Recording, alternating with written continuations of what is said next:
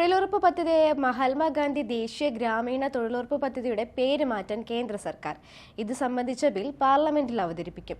എല്ലാ BJP MPമാർക്കും പാർലമെന്റിൽ ഹാജരാകാനുള്ള വീപ്പ് നൽകിയിട്ടുണ്ട്.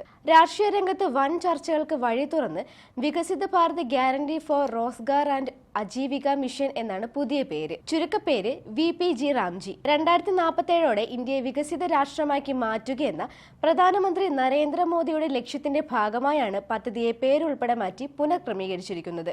2005-ൽ UPA സർക്കാർ കൊണ്ടുവന്നതാണ് മഹാത്മാഗാന്ധി തൊഴിലുറപ്പ് പദ്ധതി.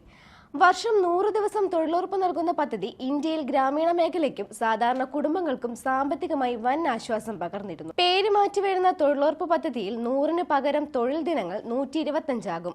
തൊഴിലിനു ശേഷം വേതനം 7 ദിവസമല്ലെങ്കിൽ പരമാവധി 15 ദിവസത്തിനകം നൽകും. അഥവാ വേതനം ഈ കാലപരിധിക്കുള്ളിൽ നൽകാനായില്ലെങ്കിൽ പ്രത്യേകമായി തൊഴിലില്ലായ്മ അലവൻസ് നൽകാനുള്ള നിർദ്ദേശവും ബില്ലിലുണ്ടാകും. രാജസ്ഥാൻ, മധ്യപ്രദേശ്, ഛത്തീസ്ഗഡ്, ആന്ധ്രാപ്രദേശ് തുടങ്ങിയ സംസ്ഥാനങ്ങൾ 100 ദിവസം എന്ന പരിധി ഉയർത്തണമെന്ന് നേരത്തെ ആവശ്യപ്പെട്ടിരുന്നു. നിലവിൽ സംസ്ഥാനങ്ങൾക്ക് ഈ 100 ദിനത്തിനു മുകളിൽ തൊഴിലുറപ്പാക്കാൻ വ്യവസ്ഥയുണ്ട്. എന്നാൽ അതിനുള്ള പണം സംസ്ഥാനങ്ങൾ തന്നെ ഉറപ്പാക്കണമായിരുന്നു. കേരളം, മഹാരാഷ്ട്ര, ഛത്തീസ്ഗഡ്, ഒഡീഷ, ഹിമാചൽ, രാജസ്ഥാൻ, മധ്യപ്രദേശ്, തെലങ്കാന എന്നീ ഇത്തരത്തിൽ 100-ലധികം തൊഴിൽ ദിനങ്ങൾ ഉറപ്പാക്കിയ സംസ്ഥാനങ്ങളാണ്. നിലവിൽ തൊഴിലുറപ്പ് പദ്ധതി ഫണ്ടിങ്ങിൽ 90% തുക കേന്ദ്രവും 10% സംസ്ഥാനങ്ങളുമാണ് വഹിക്കുന്നത്. പുതിയ ബിൽ പ്രകാരം ഇത് 60:40 ആയേക്കും. 40% തുക സംസ്ഥാനങ്ങൾ വഹിക്കേണ്ടി വരും.